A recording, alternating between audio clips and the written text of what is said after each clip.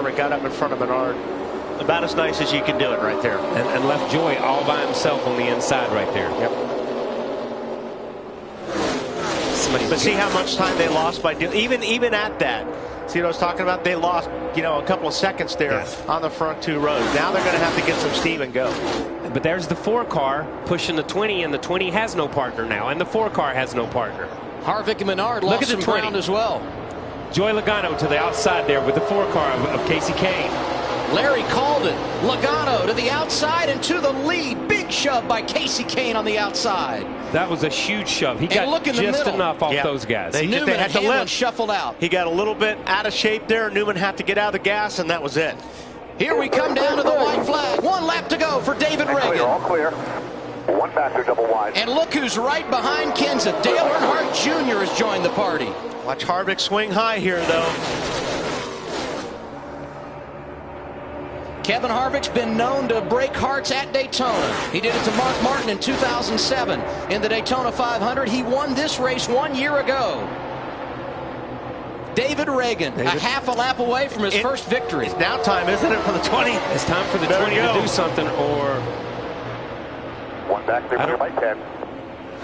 I'll tell you the Ragan behind him. David Ragan. Behind the race leader. David Ragan. No caution yet. David Ragan coming Still back to the start-finish line. They're wrecking again. Everywhere now. They're wrecking again. Ragan with sweet redemption gets the victory at Daytona. 2 separate wrecks on the last lap. Great job.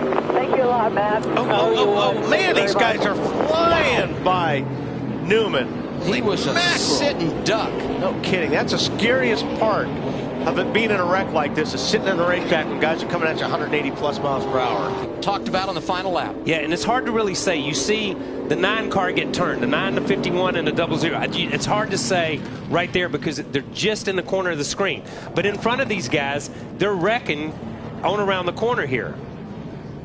All this happened over right here in turn 3.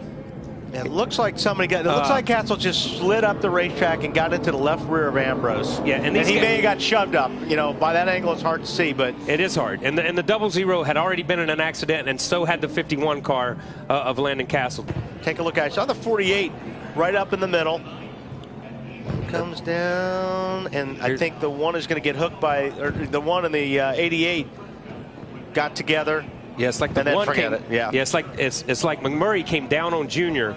Junior got down on the flat, had to come back up on the racetrack, and then, I mean, and this is the second wreck, as you said, and these guys are still just hauling the mail through. But this is kind of typical for here, for as far as the finish goes. Look at those this guys. is normally where it happens. Those guys are finishing wrecking up in 3 and 4. And the background, that's great. You can't beat Daytona. Trevor Bayne does it in the Daytona 500, his first career victory. And tonight, I'm sure tears of joy for David Ragan, who's celebrating his first ever win. That was big.